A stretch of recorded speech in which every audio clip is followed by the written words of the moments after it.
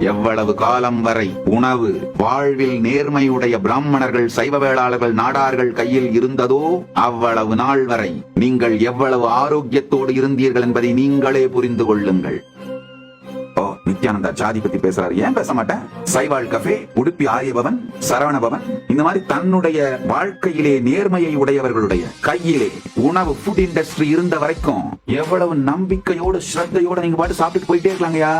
நான் வெஜிடேரியன் ஃபுட்டை நார்மலைஸ் பண்றது இந்துக்களுக்கு எதிரான மிகப்பெரிய சதி. இந்துக்கள் யாரும் எக்காரணம் கொண்டும் துடிக்க துடிக்க ரத்தம் வடிய விட்டு கொல்லப்படுகின்ற விலங்குகளுடைய மாமிசத்தை புசிக்க கூடாது. அது பெரும் பாவம். அது துடிச்சு சாகும் பொழுது என்ன உங்களை ஆசீர்வாதம் பண்ணிட்டு சாகுமா? வலி, வேதனை, துக்கம், அந்த நியூரோ பெப்டைட்ஸ் முழுக்க அதோட ஆர்கன்ஸ்ல எல்லாம் போய் உட்கார்ந்துருங்கயா.